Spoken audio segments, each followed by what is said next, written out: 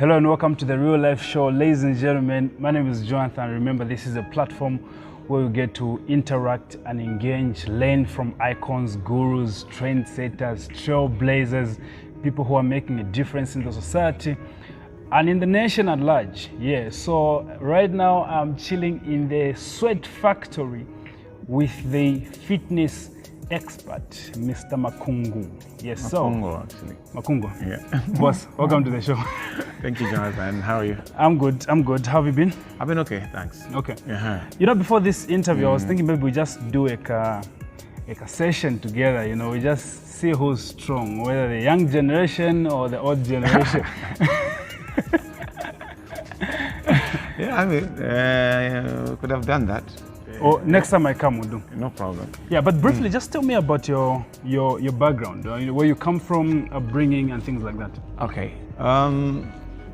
Makungo Muyembe is my name, as you said. I'm a married man. Yeah. With 2 kids. Yeah. Been married for how many years now? For 16 years. 16? Yeah. Awesome. Yeah. Background, I was born in Lusaka. Yeah. Yeah, how many years ago? 44 years ago. I like that. 44 years ago. School-wise, I started my education. We used to stay in Lilanda, so George Central Primary School, Kwa George. Kwa George. Yeah. Then my last school I went to was Arakan Barracks. Yeah, APU. Okay. The upper outside. Yeah. Then, then 1997 I went to the University of Zambia. Yeah. I did a degree in development studies. Great. And economics. Worked for government for some time, and then also I did a master's in labor economics. So I worked for government. Yeah. So you're an economist right now? I don't know. I'm not an economist. I just studied. You just studied? Yeah. I mean, I don't believe in that thing where when you're doing something, I know I'm an economist by profession, but what are you doing? What are you doing? If you're not practicing, you're not. Yeah. That's true. Awesome. Yeah. So what inspired you to get into the fitness business? And when did you get into the fitness business? Okay, what inspired me basically? I've been an exercising person for quite some time. Yeah. Even the time I think I was at the university, I used to go to a small gym. Yeah. And then I just used to pump weights. I was quite a thin guy. Yeah. I remember also taking part in the first ever Mr. Unza Zambia. Okay. Did you win? No, I was second actually. Awesome. Yeah, and so from then I continued with exercise, but I just used to pump weights. Yeah. Then when I got married, of course, I relaxed a bit. Yeah. I started putting on weight. Yeah. But I used to exercise though. I would do a bit of exercise there, but I was basically gaining weight. You know, exercise needs a bit of focus and the like. So that's what I lacked. So in 2009, when I had an opportunity to go and do my master's in Thailand. Yeah. I was weighing more than 100 kgs. Wow. Yeah, so I was quite overweight. So when I went to do my master's, and that's the time I had to myself to start exercising. Yeah. So that's the time I started running a lot. I started doing my aerobics. I started pumping a lot of weights and the like. So to cut the long story short, I came back 2010. It's never been the same. Like I've been doing.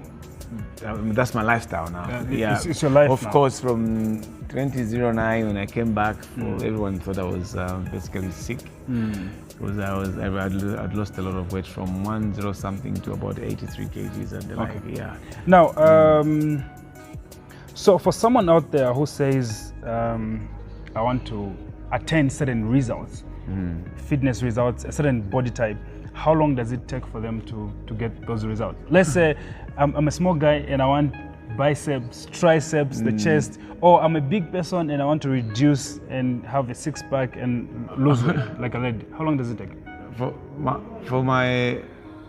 what I promote basically is a lifestyle. Yeah, so it's not like you do it and then you stop. Yeah, it's not like a gym thing where I'm trying to basically help people develop muscles or develop six-pack. For me, it's just a lifestyle. So fitness is a lifestyle. So what I promote is basically any body movement. You can walk, you can dance, as long as it's something that something is good for something. And that's good the reason why we dance when you are doing your thing. Yeah, I mean, it's a lifestyle. So if you've seen my background, when I created the fitness movement called the Aerobics Mania in 2013, it's been a kind of situation where people never thought that they would enjoy exercise. So what I did, I created a movement where people will have fun and basically forget that it's exercise. And that's what it has been. So since 2013, we have attracted so many people to exercise, because exercise is not supposed to be like boring. At the end of the day, you have to make it fun. So I know you've talked about starting your thing in 2013. How long has it taken you to build this empire? I look at this place, it's big, and you have a lot of influence in the country, because I see wherever you go, you still command attention. How long has it taken you to build the brand and this whole empire? Yeah, fitness-wise, I mean, we've been in the game since 2013. 2013. Yeah, so this is our 8th year. 8 years. All right. Yeah. So when we started, of course, it was just like, oh, let's do this. I mean, I remember doing the first Aerobics Mania in 2013 around September. It was an outdoor activity. I think nobody had ever done that. So we brought fitness outdoor. And then the first event that we had, we were like, we had about 300-400 people. Wow. So we invited different companies to participate. Wow. So from there, we basically said, let's do this. So we have been very consistent in the message and in trying to create that awareness, because I mean also the lifestyle diseases are on the rise. So it's not just fitness for fun or just to. It helps you as well to live a healthy life. So and escape some diseases. Definitely. So our role basically is to create that awareness to people that fitness can basically save your life. So it has taken us this long. Of course, we are still, I think, the biggest fitness movement in the country. Yeah, you are. Yeah. And that's the reason why I'm here. So what has helped is basically that consistency, and also in trying to basically build the brand. And also we try by all means to innovate.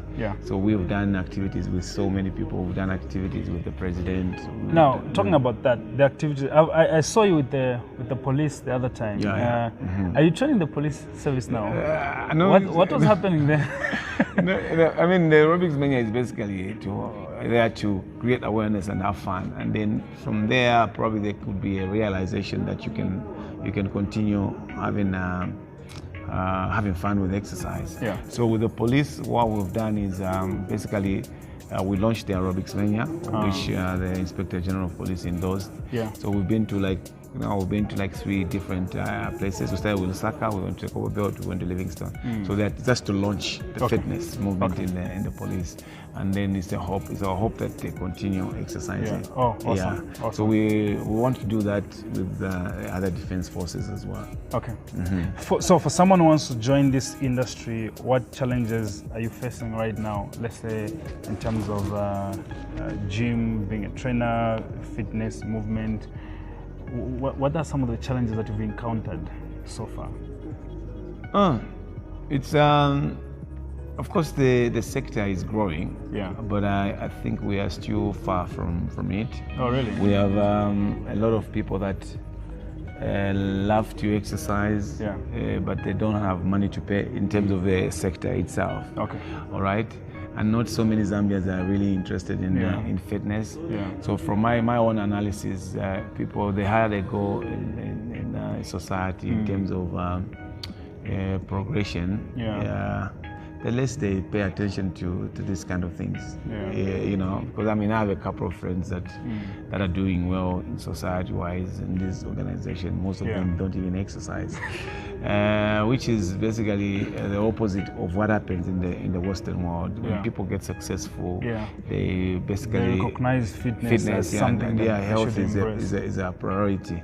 But here, 3/4 of the CEOs, managers, what they really pay attention to fitness. Yeah. Okay. So only when these people who have the disposable income, only when they start paying attention to it and paying for it, that's when now you see the sector growing. Yeah. You're right. We have more gyms and the like, but the potential is there. But you studied economics. You did other things, and you worked, and you took up this thing as your career, so to say. Can you encourage someone who's never been to school, they haven't done anything, and then they just want to get into, maybe they just want to be a gym trainer? Can they earn a living out of it? Of course. I mean, it's very possible, because this is a sector that is just going to grow. It's not going to go down. Even today, we're talking about COVID. Yeah. You see, lifestyle is very, very key. Even most of the people that are dying of COVID are those that have underlying conditions, which are lifestyle diseases, the diabetes, cancer, BP, hypertension, and also all those heart-related problems. Yeah. Okay. So as we were where we're going, I think there will be a lot of demand for lifestyle things, like for fitness activities. So what I would basically say, yes, this is something that someone can think about, and what we have been trying to say also, to discuss with government, it's about time that they recognize the sector. It's only that, I mean, there's no recognition. That's the reason why there's no ministry even that is basically looking at this fitness sector, because what it is now, they mistake fitness for sports. Sports is not fitness. And they're two different things. Yeah, they're two different. I mean, you can, for you to be in sport, you have to be fit. Yeah. But for you to be fit, you don't have to be a sports person. Wow. You know what I mean? Yeah. So Brilliant. fitness is totally different from sport. So government has to recognize that this is a sector that can basically create a lot of jobs. And when they recognize it, it will mean that even the education givers, they will start providing courses that will help trainers to be educated. Yeah. You know what I mean? Yeah. Because right now there's no place where someone can go and get trained as a fitness trainer. Yeah. Like, I That's true. I haven't been to school for it, and most of the guys that are actually doing fitness is just a fashion. It's just a passion thing that has brought them into the industry. There are some who have done some training. They have been they did it abroad. So I think this is a sector that, given some time, it will create a lot of jobs. Oh, awesome, awesome. Talk to me about defined lifestyle clothing. Are you into fashion designing? Yeah, that's basically what I started with. Okay. Yeah, so I started defined style clothing in 2010. That's when I come back from Thailand, because Thailand is a hub of fashion. Okay. Yeah. So before I finished my university, or after I finished even before that, I used to trade in clothes. Oh, really? Yeah. So I stopped because a few challenges here and there, and mostly was because certain things they would buy. I would go to Zimbabwe, buy clothes to resell. So sometimes I would buy something and then the size would be a challenge, so that got me like though you get Salaola, you just Salaola, you go home, you find it's something else, and then you are forced to give it out. Yeah. So for me, even for reselling, it was the same problem. So when I went to do my master's, I discovered the custom-made clothes. It's a very popular thing there. So that's how I got interested in the whole thing. So 2010, I started doing. So how is the market responding to your? I mean, defined style clothing has been there before, even defined style fitness. It's only that people have seen me talking about fitness. So even defined style clothing, the clothing business is what really birthed the aerobics mania, because if there was no clothing business, there's so much money that was invested in building the aerobics mania brand, because we've done a lot of free events, we've traveled across the country and stuff like that, until the brand was able to sustain itself. Good. Yeah, so when I started with the clothing, I used to buy, I still do that. I get clothes from from Thailand. Yeah, it's custom made. I take measurements and they send the details there. They make and then they bring. Oh, really? Yeah. But since last year, we've basically evolved. We are doing most of the stuff here. Awesome. Yeah. Awesome. Great. I'm glad. So now I'm going to ask you some questions, real life questions that I ask all my guests, and I want you to answer them quickly, as quickly as possible. Yeah. You're a leader, you're a CEO, founder. What are your core values as a leader? Do I even have those? I'm one person who's a bit disorganized when it's coming to, but for me, basically, I'm a very patient person, and I mean, when you find me around my guys, I mean, there's no difference at the end of the day. I just want to be around people that are able to add value, and I always look for the best from people. Okay. And it's not even the people I employ. It's not so much about the education. It's about what they're able to offer.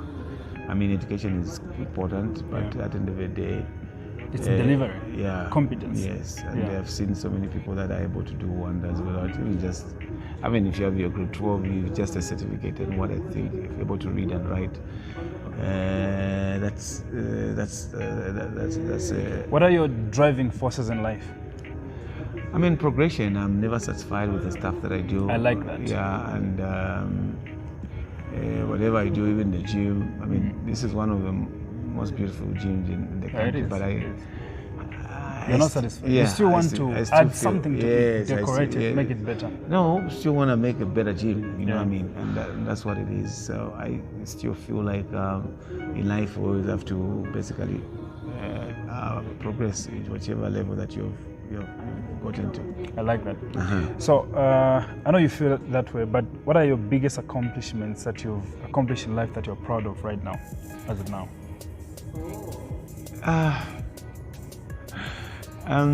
With the aerobics mania, I mean, I think even the aerobics that we introduced, it wasn't very popular then. I think the time that we were doing aerobics, we started aerobics, there was just step aerobics in the gym, you know, the Western kind of aerobics. But we brought in a fusion where you can actually basically use all type of music, Zambian music and stuff like that. The Coppola dance. Everything is like infused in one. And I think that's the most popular workout now. I mean, wherever you go now, people are doing aerobics. And the success has been that we have been able to influence change. You know what I mean? Nobody talked fitness like we have consistently for 8 years, because even up to now we still make noise, and that's the reason why wherever we go, there'll still be people that who come and basically have fun with us in terms of fitness. Okay, and then from there, I mean, building this gym, so it's a milestone. Like I said, but it's not something that we would say we have arrived. But it's big. I look at this place; it's massive. Impressed and inspiring. So, and more so, and the most important thing in terms of achievement, I mean, I've been able to create job for some people. You know what I mean? Because I think if I had used this money, because I'm broke right now, if I had used this money to do flats, the employment would have just been created when doing that's true. Just when constructing. Afterwards, it ends there. It will just income, you know what I mean? And that's what most of the Zambians are doing, which is not bad. But I think for me, my contribution is like it's major, because if I'm someone able is able to feed their family. So even in the time of Corona, where I'm not making money, but the your guys need to get paid at least, and the people are looking up to you. That's huge. That's huge. So we hope that we can do more, because I think the job creation should not be left to the government. Because I mean, government is one major big employer, but it's a private sector that basically employs most of the people. That's a lot of wisdom right there. What is the most important thing that you've learned in your life so far? I think you have to be patient, and you have to trust people, because people trust you. So I don't think if you don't trust anybody, you can succeed in life. Yeah. So the fact that someone is gonna trust you with whatever stuff that you're doing, of course there will be people that will mess you up, but you should never stop trusting, and also just believing in yourself. If you're to speak to the 18-year-old you, what would you tell him? You have to follow your passion, you have to follow your dream, go to school. Of course, education gives you a foundation, but every person has that inner ability, talent, yes, gift. and then you just have to discover that. Yeah. All right. So I mean, whenever you go to school, usually you look at courses that are popular, courses that will basically make you get a job.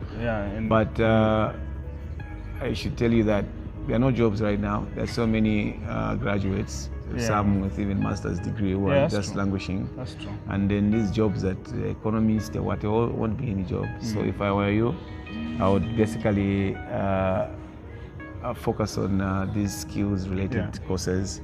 You know what I mean? Like I'm into clothes manufacturing, do tailoring. Yeah.